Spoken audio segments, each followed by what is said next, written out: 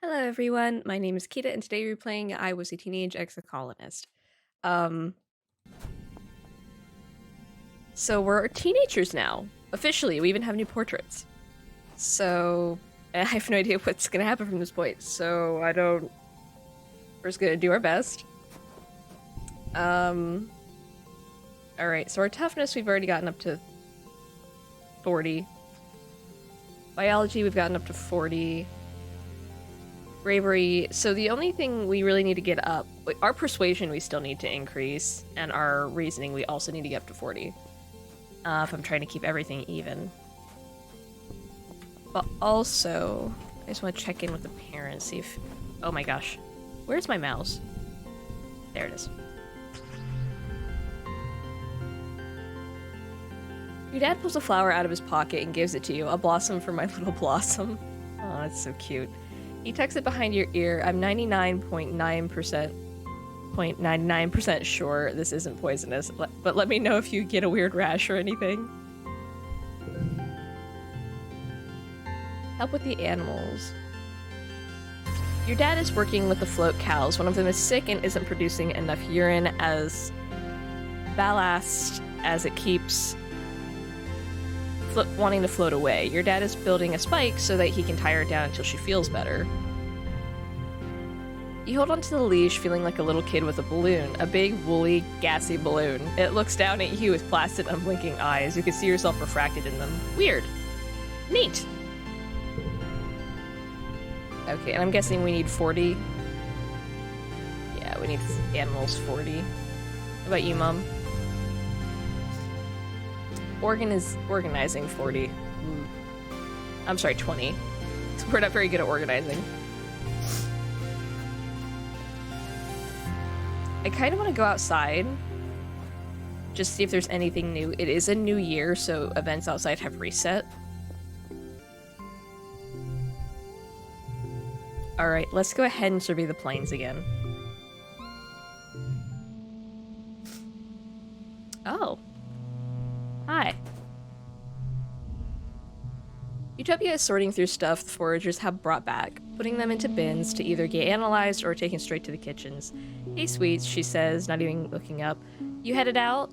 You and Diz take care of each other out there, okay? She sighs. I gotta get through all this before day's end, she says. It'll take me all day, unless you're hearing to help me out. Sure, what you want? Utopia lays out an assortment of mushrooms. Alright, here's a simple one. Which one of these fellas is poisonous?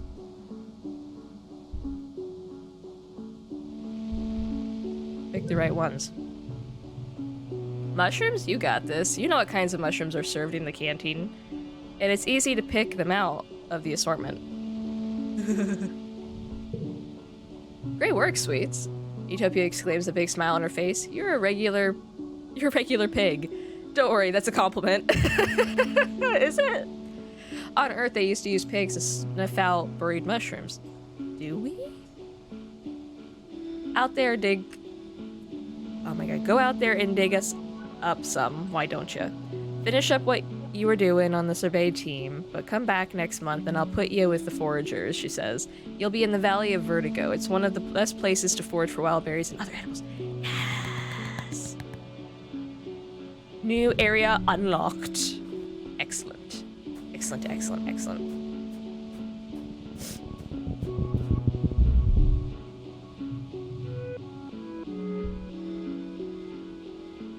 I don't really want another memory.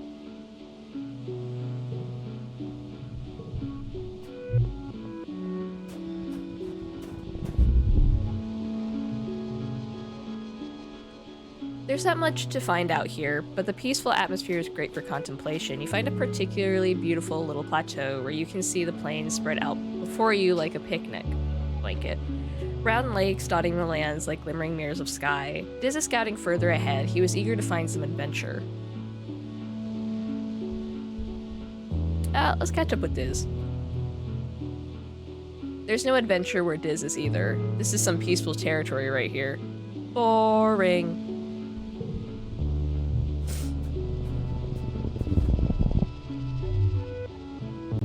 The terrain here is strange, some kind of smooth rock covered in lichens and tiny plants. It's weirdly warm and the spark snow melts when it hits it. Carefully move over it.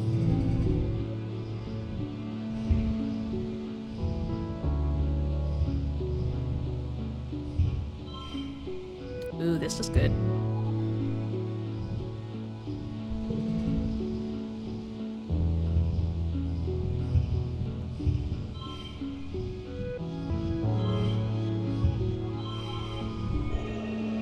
Oh, shit. 5 kudos if we equal the goal.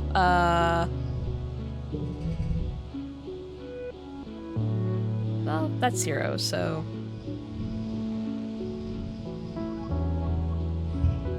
Yeah, I don't want to get rid of my kudos, but I don't have to. Okay.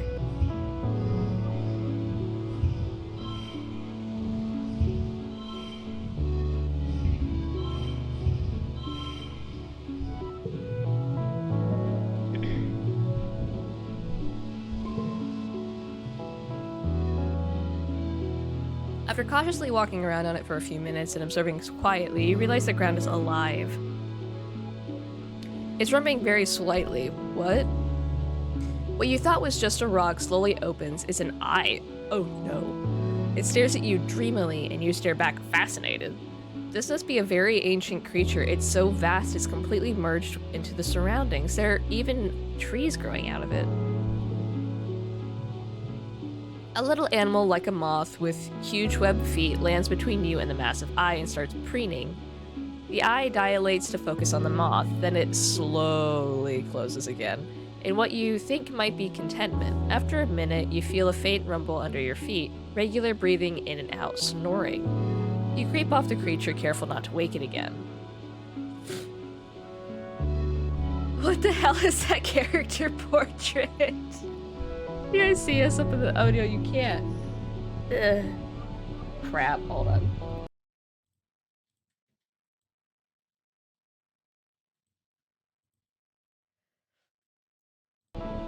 Do you guys see that character portrait? What the hell?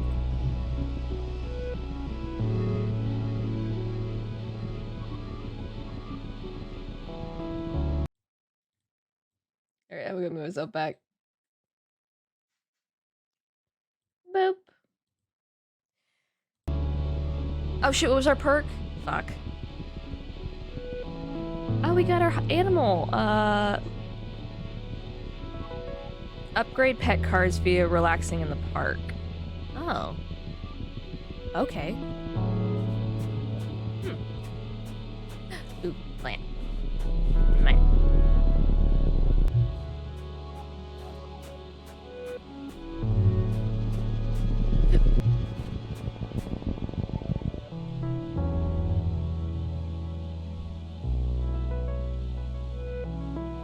I believe I've already read this, so... Yo. So he's just hanging around now? Hi. You're following an animal path through the underbrush when a change in the ambient noise makes you stop in your tracks and listen. You get the feeling you're not alone. By now you're getting used to the feeling of being watched.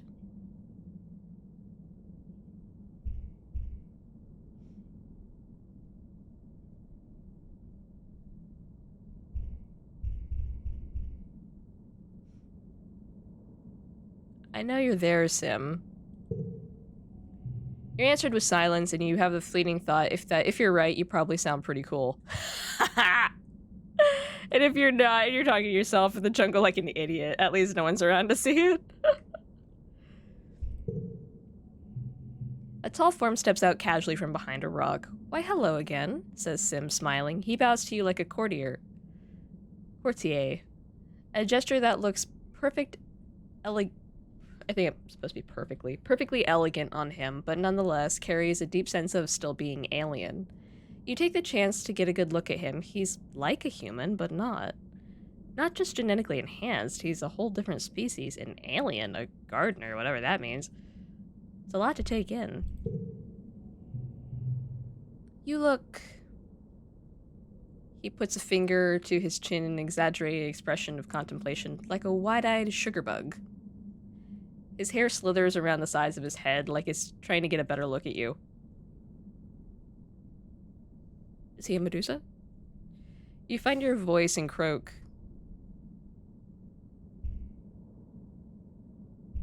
Yeah, I'd like to know why you keep following me. Why do you keep following me? Because, my sugar bug, you're about to stumble into a nest of young snap bladders. I thought you might need rescuing again. Sure enough, you realize you could hear the mewling up ahead. Even the nesting can be deadly in numbers. And with that warning, I believe my job here is done. Sim purrs and turns to go. Turns to leave. Oh my god, I can read, guys. Wait. Damn it. You call out to him, but he disappears into the forest without trees. God damn it, come back here. Still here, fuck you. You find Sim in deep contemplation of a piece of fruit. What would you say is the purpose of this fruit? He asks as you approach. It depends on whom you ask. To the tree, the purpose of the fruit is to house the seed and entice other creatures to ingest it, carrying it away from the tree to a place where it may take root. He holds up the fruit to the bush bub. The purpose of the fruit is to nourish the body. They do not care for the seed at all. How then do we determine the purpose of anything? Huh. I don't know. Man, I'm how old am I?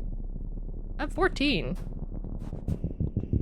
That's a deep philosophical talk.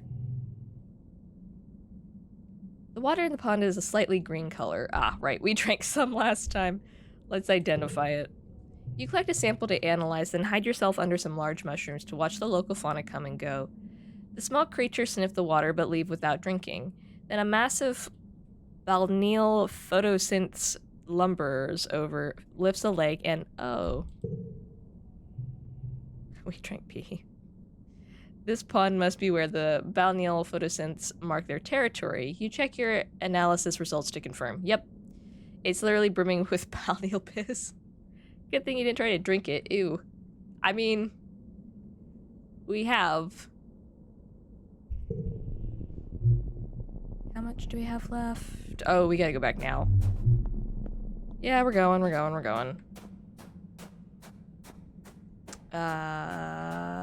Can I tell if there's an event from here? Can I see?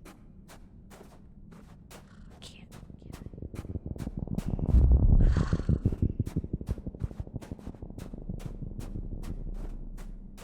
Ooh, crystal. Yep, stop. Where is my freaking... I lose track of my mouse so much.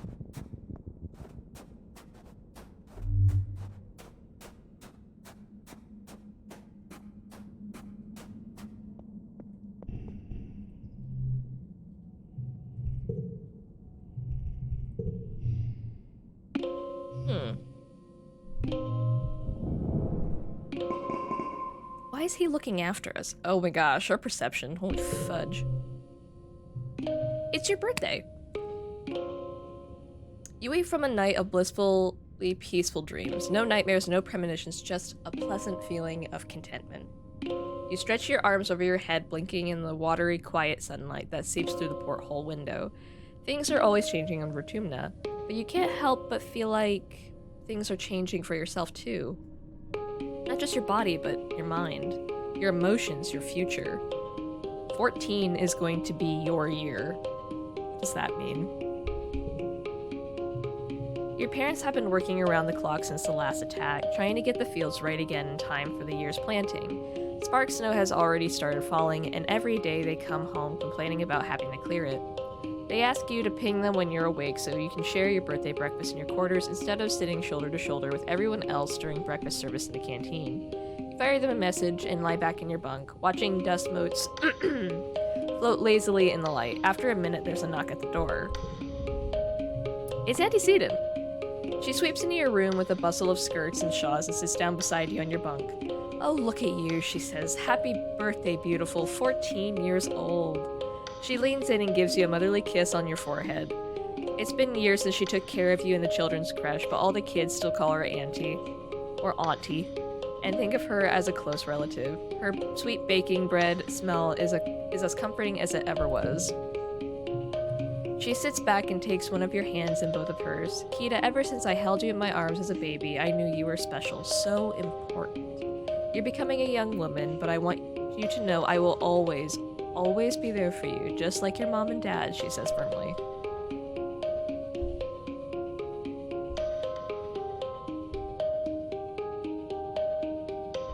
Thank you. Thanks, Auntie Satan. She smiles and tucks an unruly lock of your hair behind your ear. I guess you're old enough to call me Ann now, if you like, or even just Anne. Now come on in here, Auntie Anne says, spreading her arms wide. Give us a great big hug. You hug her, enveloping yourself in the warm and familiar softness of her. Over her shoulder, you see Anemone standing in the doorway. Well, her hair, anyway. She's been growing it out, and there's no hiding it behind a corner. She skips into your quarters. Happy birthday, bud, she says, bouncing on your bunk. Way to get older. Way to get older. What a weird compliment. Enjoying being 2 years older than me for a few months. It's good you're both here, Anne says. Now that you've both been menstruating for about a year. What is this conversation? Anne makes a face and mutters yuck, but Anne continues. Anemone, sorry. You're both eligible for the cessation implant, among other things. It will prevent the bleeding and pain and the emotional roller coaster of your monthly cycle. Okay.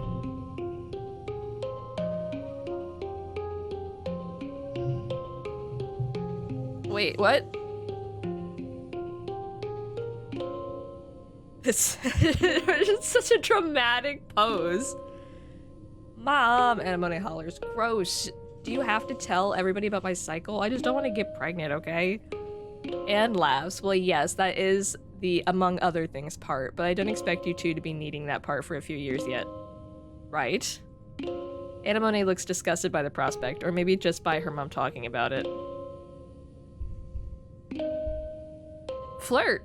I don't feel like I really know Anemone that much. Like, we didn't really hang out that much as children. I more hung out with, like, Diz and Tang and Cal for the most part. I kind of left Mars alone because she was a big meanie for the most part, and Anemone and I just never really did anything together. We never really clicked.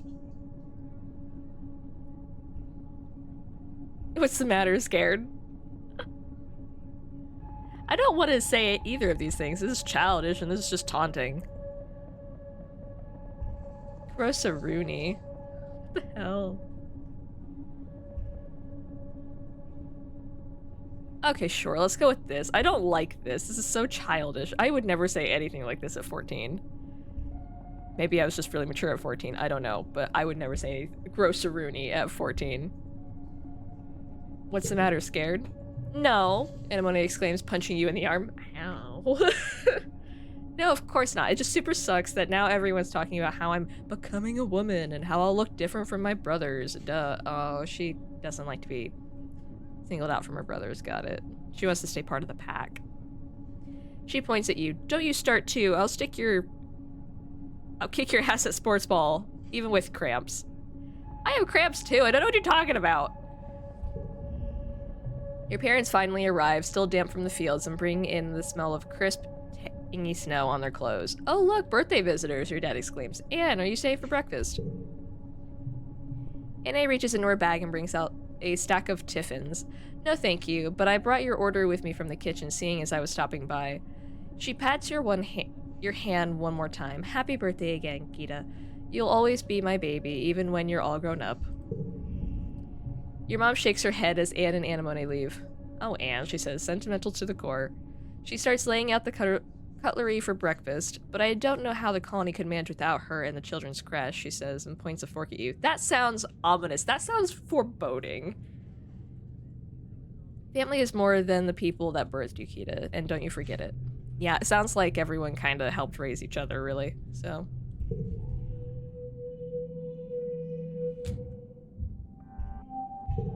I understand that. Okay. More collectibles. Collectibles respawn faster and more slots are filled.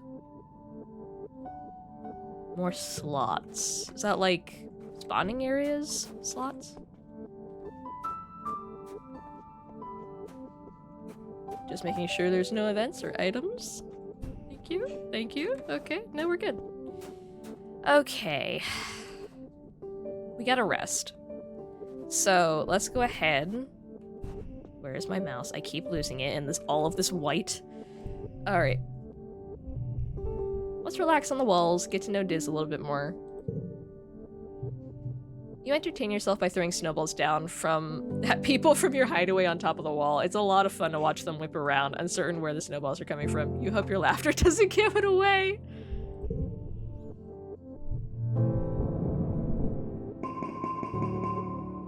Nah, we're good. We're done.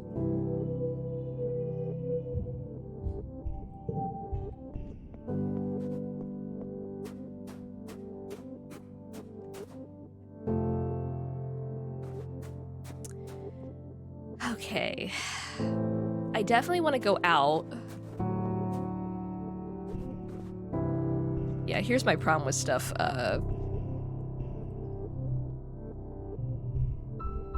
Forage in the valley. Perception and biology.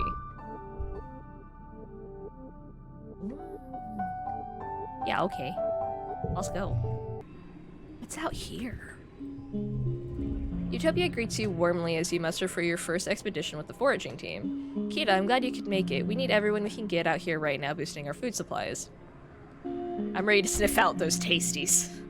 I love our personality. Good luck hunting out there, she says, handing you an oversized pack. More like a basket than a pack. Use your holopalm to identify edible and medicinal plants, and just throw them in here. I'll sort them at base camp. Oh, and keep on the lookout for creatures. It's pretty peaceful out there in the valley, but even a little bug will get you if you're not careful. Go slow, pay attention to your surroundings. If you're unsure about something, don't approach it. Stay on the path and don't get lost. We don't call it the Valley of Vertigo for nothing. Any questions? What's a fine lady like you doing in a... Really?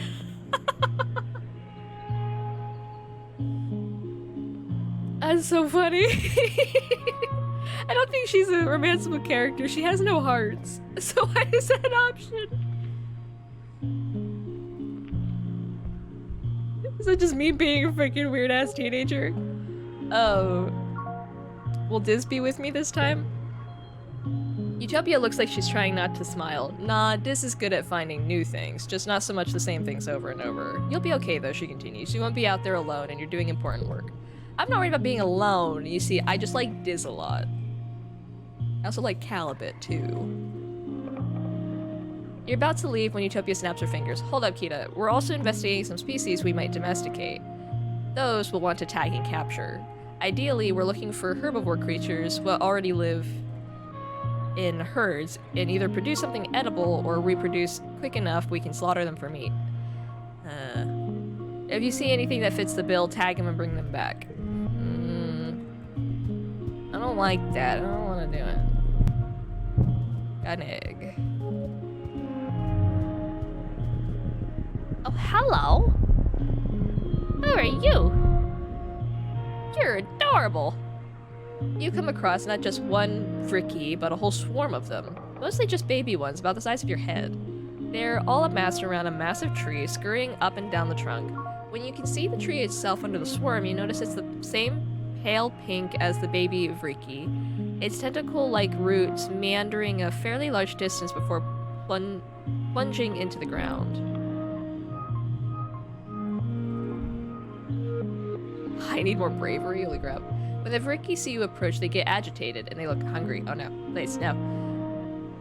Definitely hungry, like dozens of hungry grape-sized furry pink spiders. The stuff of nightmares.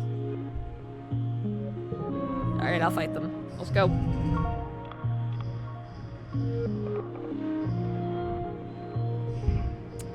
Let's do...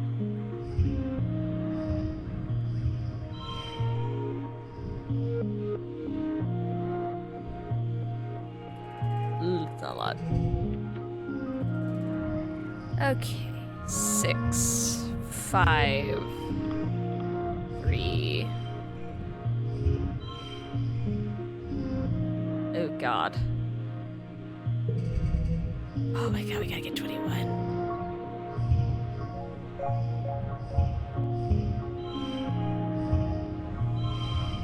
Okay, we got it.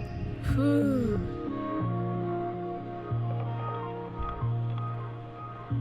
And like increase this by like a couple more. And... yeah.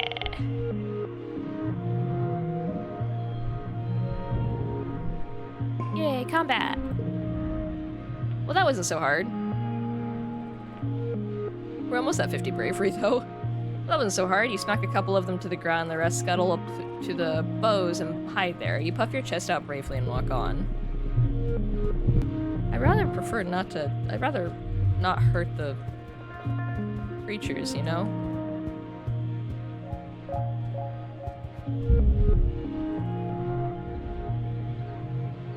A bristle slug is rooting around the underbrush like it's a little porcupine with no legs. Well, little is relative. It comes up to your waist, and it must be at least 100 kilograms. You've seen a few of these at geoponics. They're easy to catch, and their spines and berries naturally fall off. And are edible, a chewy, renewable source of food, kind of like jerky. Maybe you could catch this one. I need 40 animal. I don't want to kill it. I'll just observe it. I don't want to kill it. Miraculous, it doesn't even notice you're there. You watch it bumble around, it's so cute. It has no legs, it's just a scaled belly that it kind of flexes and undulates to get around. And unlike a slug, it isn't slimy at all. Actually, it's pretty darn adorable. Is that Sim?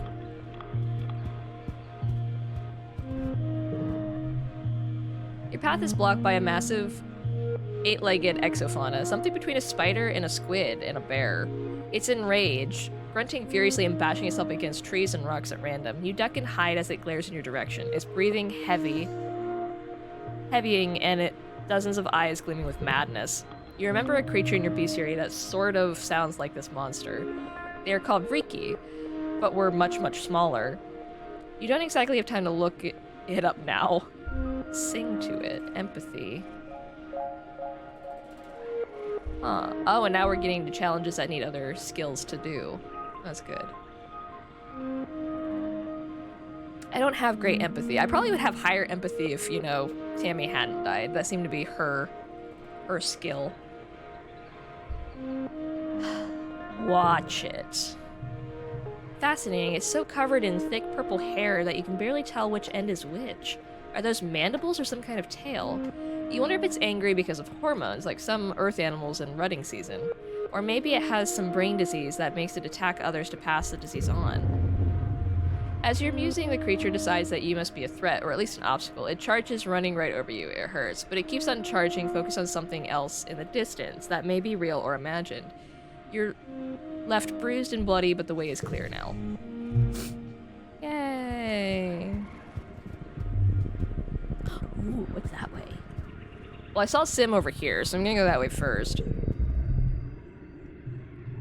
You hear a rustle in the bushes and catch a glimpse of a shadowy figure. Could it be a person? Whatever it is, you quickly lose sight of it in the jungle. Follow it. The wilderness is thick here, as is the fog that comes in waves. You'll need to rely on your tracking skills to go further. Track it.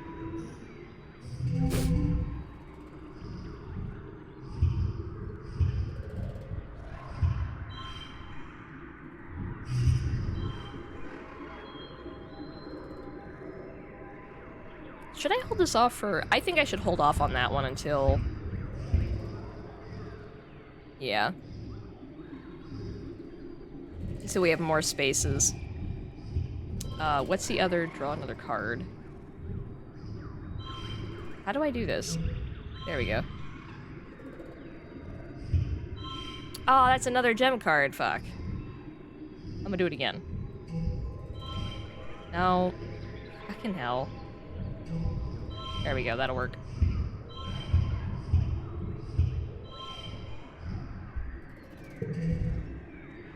+2 bonus on pairs. Ooh.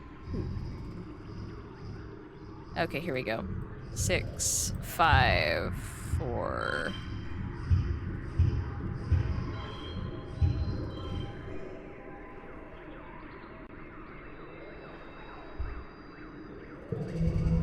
Now we need 10.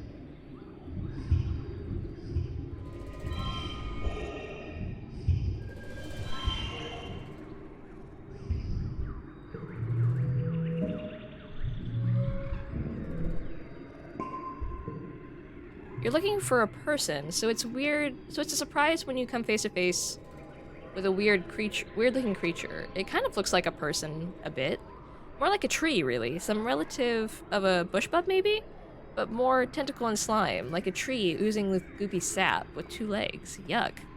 It makes a sort of baru noise at you as you back away. Oh. Okie dokie. Plant. Sam. The fuck? Kita, Sim greets you warmly. My favorite human. What can I do for you? Are you sure that's not Diz? I feel like that should be Diz. Should I be here? Because so Sim is here, right? And it makes me feel like I should do that event. I also want to see what's over here. I feel like something's this way. We'll probably have to come back anyway. I'm getting towards the end of my stress level.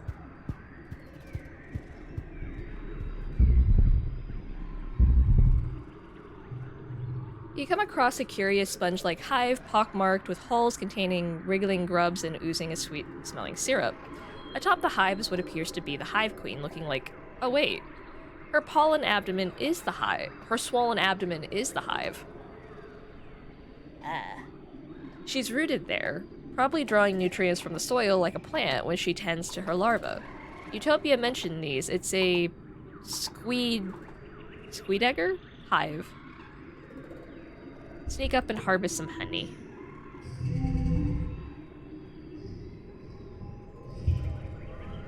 Yeah, I should save that.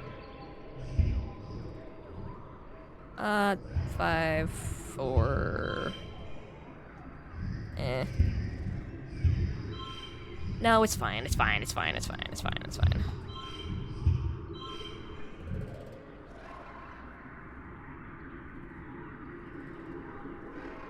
Can I increase that by 1 and keep it? Yes, I can.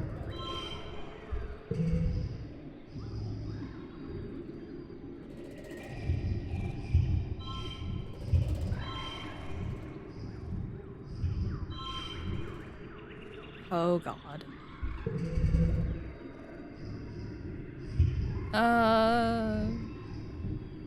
4, 4,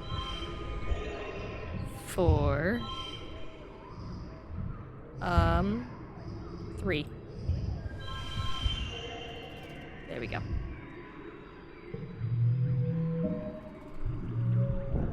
Yay! Oh, we're almost to 40. The calm hive queen has only a rudimentary danger sense. Squeedegger hives can be very defensive when they sense danger to their young, but so long as you don't set off the workers or the larvae, you're free to walk right up to her. You gently avoid hurting any of the babies as you scrape her copious honey into a collector.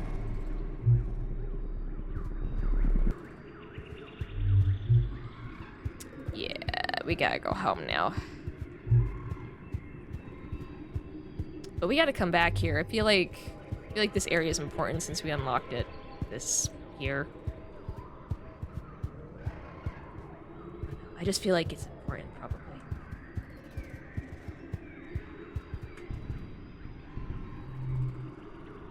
Alright, go home. Yep. Going home. Oh, our biology increased. Oh, from my perk. Got it.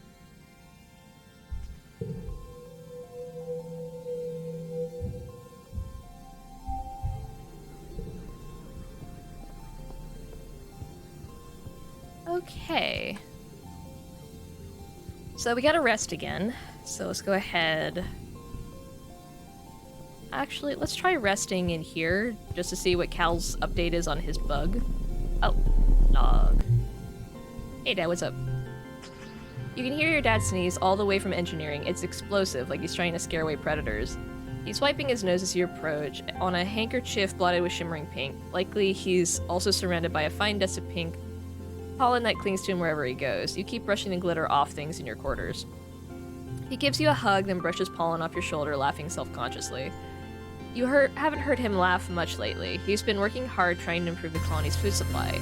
He's showing signs of malnourishment too, though your mom is worse. You're worried for both of them.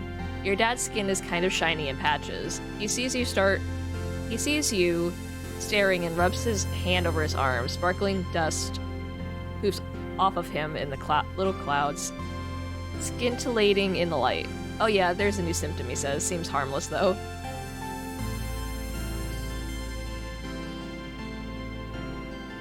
You should be wearing your mask. And hide this beautiful face. Your dad laughs, rubbing his nose, especially now that it sparkles. He makes a big show of checking his pockets. Huh, I must have left my respirator back in the greenhouse. Ugh, why can't he just take care of himself?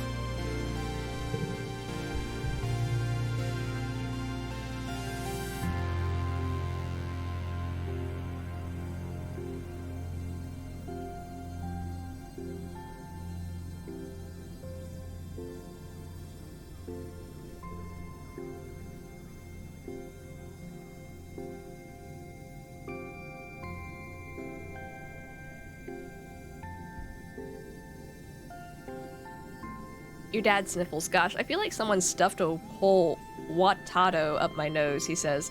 Like I could just poke a stick up there and pop fresh potato juice. Ew. Ugh, Dad, gross. He just grins. What? It's true. You follow his gaze out to the fields and to the lands outside the gate. I wonder if the foragers could use an extra hand, he muses to himself. Yeah, maybe I'll join them out there tomorrow. Neither of your parents is taking proper care of themselves. They're so stressed out from the poor harvest and low food supplies. They try not to let you see it, but you can tell. Maybe your dad is right. A little seasonal illness is nothing compared to the danger of running out of food.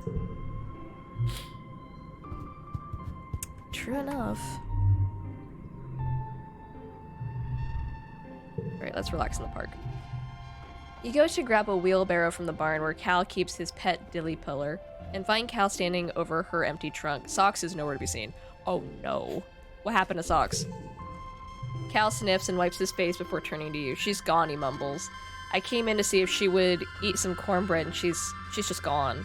Look, there's a whole in her box and everything, he says, gesturing to the trunk. Sure enough, it looks like Socks must have chewed her way out. Cal is on the verge of tears again. She doesn't know how to survive on her own, he wails. What if she starves? What if something eats her? What if she's scared? She was starving here, Cal. Yeah, I couldn't find anything she would eat, Cal mumbles, rubbing his eyes. No wonder she chewed her way out, I guess. He closes the lid of the box and rests his head against it. I'm so sorry, little girl, he whispers. I tried, I really did. I'll miss you so much. It's not your fault, Cal. We're on an alien planet and do not know how to raise certain things. I feel bad getting rid of the pink candy because that's Tammy, but...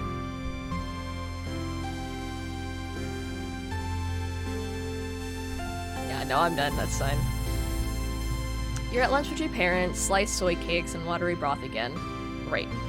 When they put down their cutlery and look at each other, then you, Kita, your mom says, there's something we should tell you. We've tried to shelter you from some things, but we think you should know why we've been working so hard in geoponics. There's a meeting after lunch, and I want you to come with us. Okay. You follow your parents to the council room. Mars has also tagged along, and you take a seat near them as your mom and Aunt Anne stand to address the council. After Yuko officially calls the meeting, she gestures to your mom. I'm not going to mince words, your mom says firmly. All of our efforts to increase food production in geoponics have failed. Especially given the failure of the pixie beans. The destruction of the fields during the last attack put the nail in our coffin. By the end of the year, the colony will run out of food. The rest of the council murmurs in concern. You and Mars exchange horrified looks. You've been doomsaying about our food supply for 2 years, Flulu. Rhett questions. Do you mean to say we're past the point of no return? Your mother nods grimly. I'm afraid so. Even with rationing, without securing a Vertumnan food source, our supplies will run out by wet season. Oh, fuck. That's really severe. That's what... 1, 2, 3, 4, 5, 6 months away?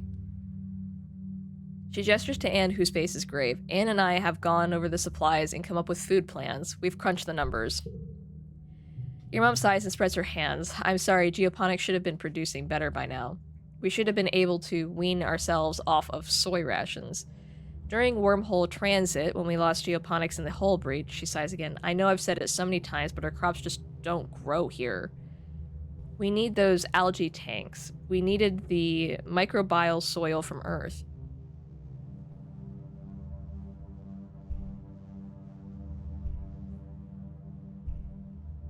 I mean, it's not Mom's fault. It's not Mom's fault that the animals have been attacking geoponics. No one's been protecting geoponics. They've all been attacking the gate, which the gate needs protected. Don't get me wrong. It's not Mom's fault. It's not. The survivals of the colony shouldn't rest on the person's shoulders. It's not fair.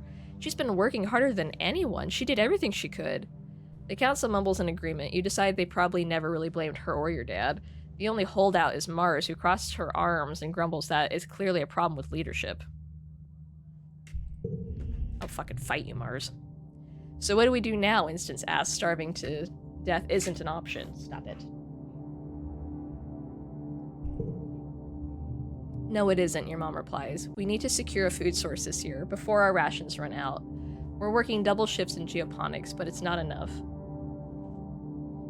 We need more people planting, tending, turning the soil. We need more hands. I can pull back the surveyors and focus on foraging native plants, Utopia offers. Even the young folk can help. If they've proven themselves around the survey equipment, I'll send out a holo message later. This has been the burden of geoponics for too long, Yutiko says. It's time we all step up for our future. Starving.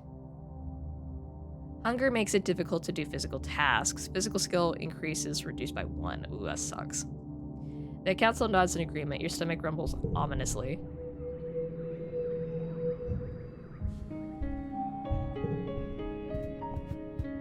Oh boy.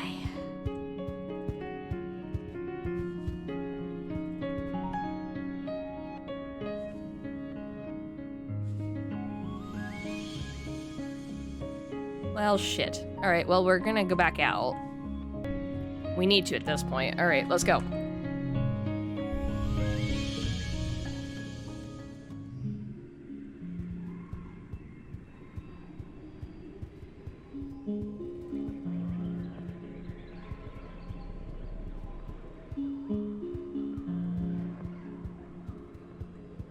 Oh shit, we can talk to him again. Sim, we're starving. Sim.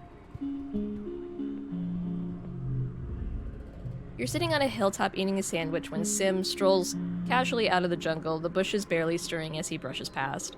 He sits down a few feet away from you, crossing his elegant legs beneath him on the bare ground. He watches you intently without saying a word. Hello, Sim. He looks like he's choosing his words carefully, considering what to say. Finally, he replies simply, Hello, Kita. He nods towards your lunch. Good lunch? Who and exactly what are you? You want some? He takes a piece with thanks and tries it, chewing it thoughtfully and quietly. He replies to space neutral. What's in it? Zucchini. It's a vegetable from Earth. You explain to Zim that zucchini is boring, but about the only thing that grows well here. And the bread is made of grain that grows in geoponics, which is fed through a grinder to make flour, and then mixed with yeast and salt and baked in an oven. Zim is riveted. What else? There's mayonnaise? Zim's mouth soared mayonnaise silently. What is that made out of? Oil and water emulsified by soy protein. You explained that it would normally be made with eggs instead of soy protein, but the decision was made long ago before you were born that the colony would rely more on plant-based proteins to avoid the ecological burden of caring for domestic animals on board the stratospheric. Sim nods intently. And why 2 pieces of bread instead of 1? Why does the bread go on the outside? That's because... Wait, why do I care? Why do you care? It's just that you humans are so fascinating, Sim blurts out. He blinks and straightens his shoulders. I mean, it's just that my people conceptualize time on a quite different scale than humans do, so we're rather boring. Or, no, predictable is more the correct word. It lends itself to a far lesser degree of chaos. He smiles. Humans, though. Now you are a rather chaotic species, aren't you? In only one short generation, you completely reinvented your society to adjust to life on another planet. Novelty is something of a... well, a novelty in a stable system such as this.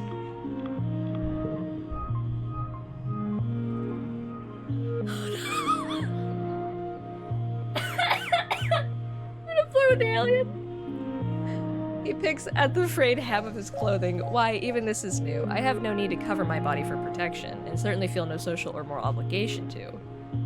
Sim extends his arm, preening. How did I do? How did I do? I think it looks great.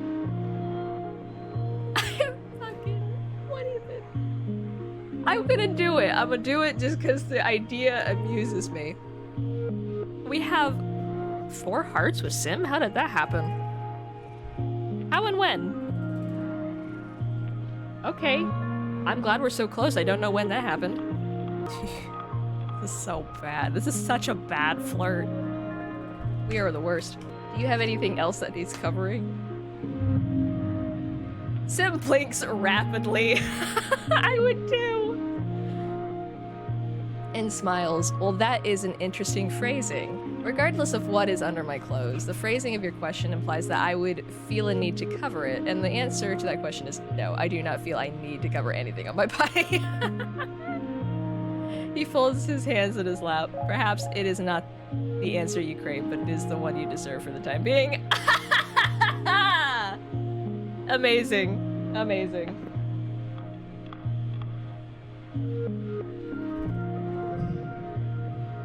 Sim's curiosity. You have a million questions for Sim. How does he speak your language? Where did he get those clothes? How do you know your name? Sim only holds up his hand with a wistful smile. I would answer your questions if I could. I'm afraid, however, that it is simply not the time. What is your earth saying? The trees have ears. +4 if this is the only intelligence card. He rises to his feet, not bothering to dust himself off. I like the feel of those words in my mouth. Your language is so beautifully complex. Learned Sim more. You watch Sim walk down the hill and disappear into the trees, as if he had never been there at all. Not even the grass is bent in the place he sat.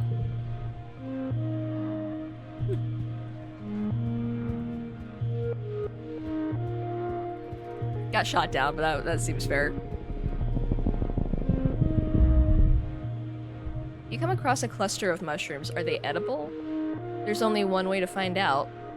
Well, there are a few ways if you're not a coward. Identify the mushrooms.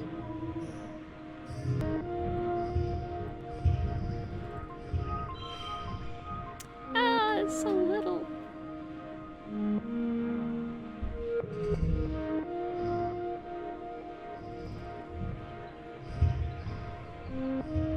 Four, 3. That does not seem like a lot. 24, oh boy. 5, 4, 3, 3. Oh my god, that's only 20. Oh no.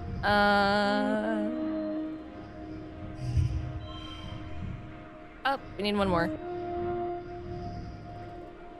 Meh.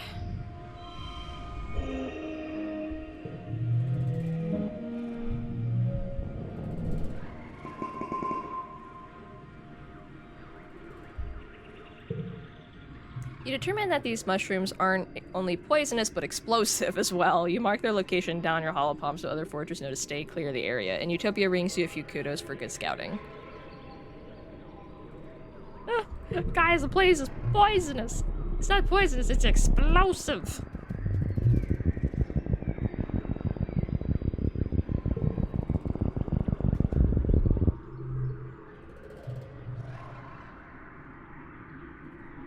You come out of the trees into a large grassy clearing. In the middle is well, you can only describe it as a pedestal. In the middle of a cradle of flowers sits a massive egg. Easily larger than any egg you've seen before. It's white with red flecks, and it's just sitting there, in the middle of an empty clearing, totally unprotected. I feel like this is a trap. I feel like I should leave it alone. But I am of a curious sort. Take it. You put one foot up on the pedestal to brace yourself. This thing is huge. However, as you do, the pedestal starts moving and it starts growling, growling. Its flower appendages unfurl to reveal the face of a manticore. Oh, that makes so much sense. A manticore. It narrows its feline eyes at you and rumbles in warning as it stands to its full terrifying height. You figured out where the egg came from. With your arms full of egg, you can't really fight. Your choices are limited. Throw the egg. I'm not gonna throw the egg. Keep the egg and run. No, it's fine. Can't have it. Okay. Plus. There we go. 5, 4. Bam. 6. Fuck. I'm looking for a 5. I'm looking for a 5. Let's look at 4. Wait, why did that make it 2? Oh, because I'm a doofus, that's why. There we go. 6, 5, 4, 3. Okay. There we go.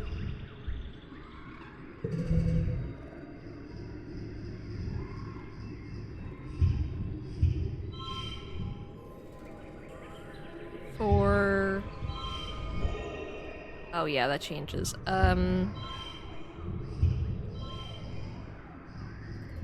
4.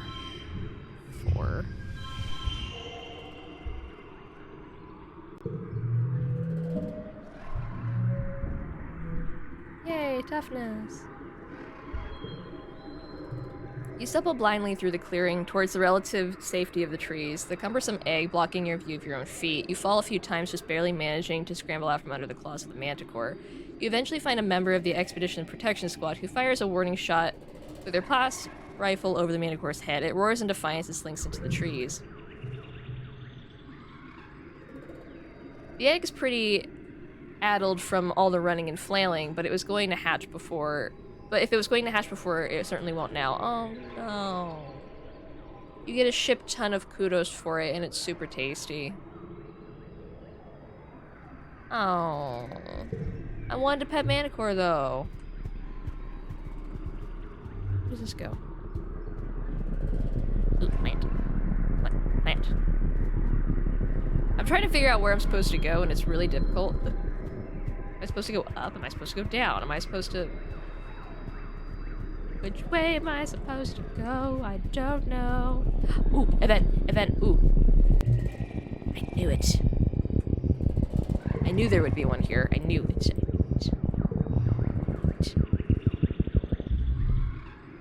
You spent some time working in geoponics, so you know your way around a plant or two. Walking through this area, you notice something different about it.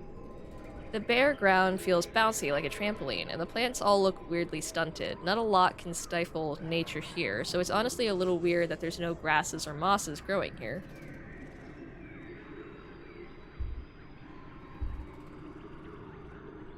Notice the unusual biodiversity. All the plants in this clearing are oddly stunted, and there are very few grasses or weeds, as though something has sucked all the nutrients out of the soil. Or wait, is this even soil? You kneel and take a closer look, more like a kind of dense moss or coral, maybe? You press a hand into the moist, squashy substance. It smells sweet and starchy like cake. It blankets the ground here in a thick sponge layer, swallowing up everything it touches. Gross, but it smells so good. You dig a large chunk of the sponge cake up to bring back to geoponics. Further analysis is needed, but you have a good feeling about this one. Okay. Where does this go? I don't know. I wish I had a map. We're gonna go this way. An absolute enormous tree forms part of the path here. The roots cut natural stairs into the path, and its magnificent canopy of large flat leaves completely blocks out the sky. They arch overhead almost to the ground on the other side. Walking under it is like going through a tunnel. If the tunnel is dark and gloomy, unseasonably cool, and filled with the whispering of leaves, you get the sense that something is aware of your presence.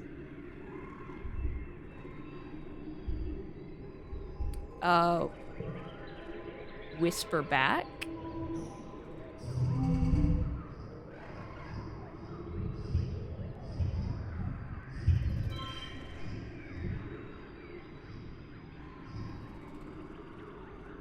Let's do...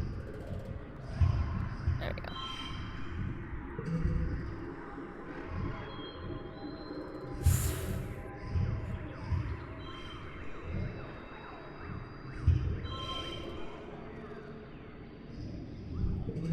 And now we need 15. 5, 4, 5, 3.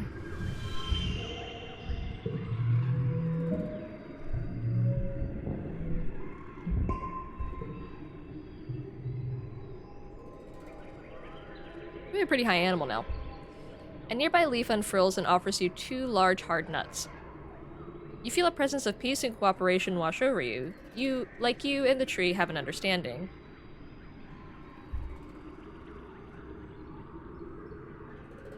Eat one, plant the other. You crack one of the nuts and eat the meat inside. It's bitter but tasty. You take this other one to a clearing about an hour and a half away and plant the second nut. Good luck, haunted tree.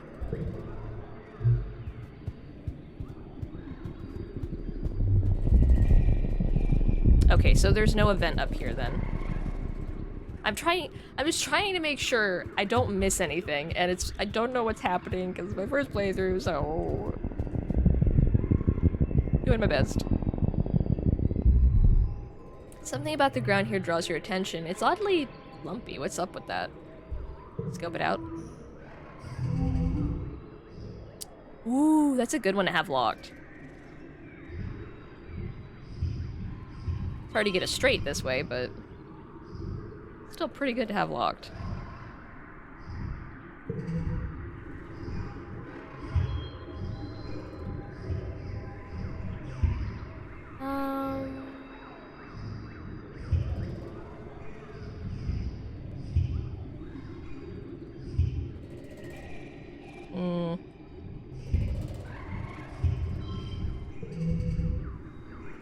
Yeah, I need 23. 4, 4, 4, 1. Nice. We have so much perception. Whoa, it's a Watado minefield. Underground, the recent rain has swelled the young melons to bursting. You keep watch where you step, and you'll end up knee-deep in Watado juice. The good news is, they're tasty. Forage one. They're so dang heavy, the calorie-to-weight ratio isn't optimal. Most are too young, but you find a ripe one, dig it up, and roll it back to the depot. Hopefully I'm helping with the problem of starvation. I think I am, but oh no. Ooh, event. Ooh.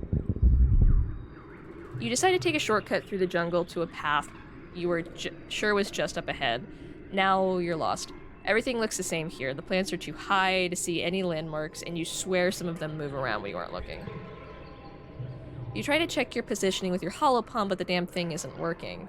And won't connect to long-range communications either. Typical. Utopia did warn you the comms were flaky out here. You think you can tell north from the position of the 2 suns, but that's it. Orienteer a way out of here. You climb a tree and chart a path through the wilderness from above. With that information in your holopalm, navigating to the nearest landmark is a breeze. Okay. Yes.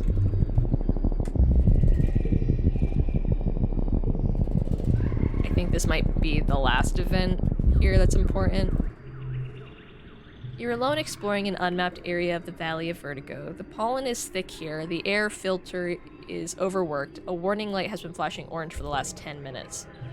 There are plants here that you've never seen before, flowers with intense rainbow hues and strange lumps of fungal matter which pulse as if they're breathing. You cut some samples, Utopia will totally give you extra kudos for these. The pollen is especially thick up ahead, deep fuchsia and shimmering with color. Everything here seems to dance with tiny flecks of reflected light. It's kind of magical. Press forward. You push forward into the suffocating pink fog. It's so thick you can only see a few meters ahead. You follow the glimmering towards where it is densest. You come upon a glade filled with what seems to be strange topiaries. They loom out of the glittering fog, each in the shape of an animal.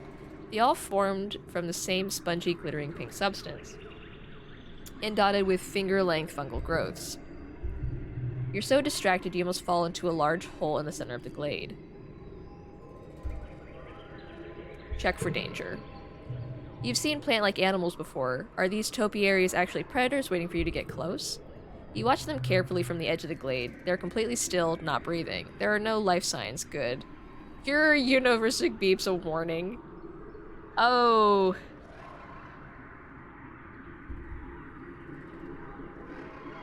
Take a sample of the fungus. As you bend down to take a sample, you realize the dense, shining haze is coming from the topiaries. The fog is seeping out of the holes at each of the fungal growths. You break off a few of the growths into a collection vial.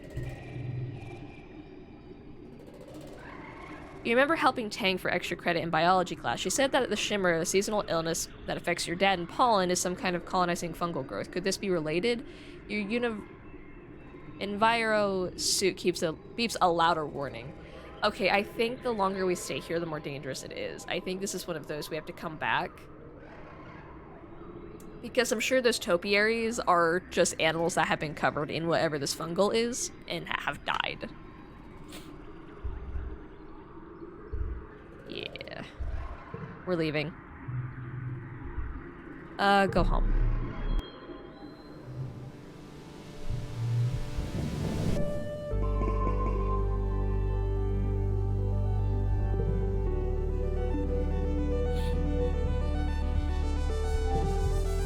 Hopefully we've helped. Hopefully we've helped. What's our... how do we check our...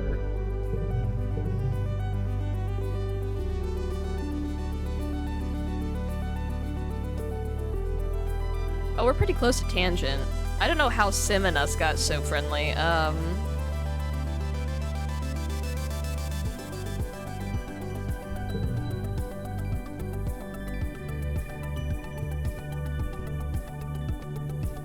Hey, Tan.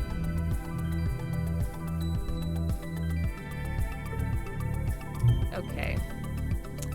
Yeah, we're gonna take a break. Maybe we should go back to geoponics and just see if something else happens with Cal.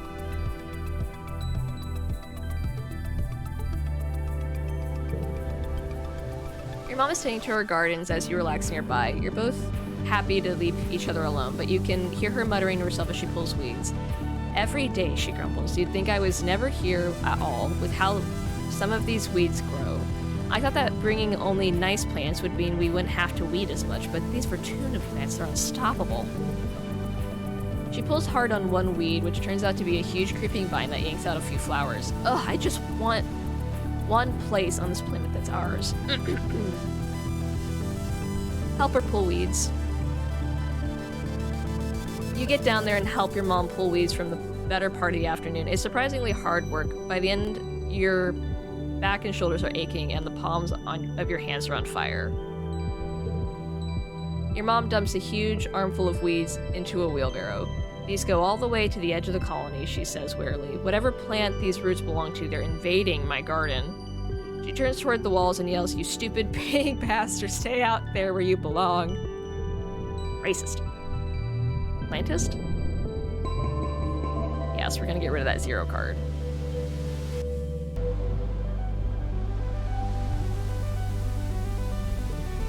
So we're in Dust. A lot's happened. Apparently we're off on good terms with Sim, so that's, new. Didn't know about that. And we unlocked a dangerous part of the world, so... Oh, and we're starving. That's another update. So I will see everybody in the next episode. Tell me what your thoughts on the game so far are below. Tell me if anyone else for you has died. Don't get too detailed about it, but also tell me your theories on what's gonna happen in the game. Okay. Bye, guys.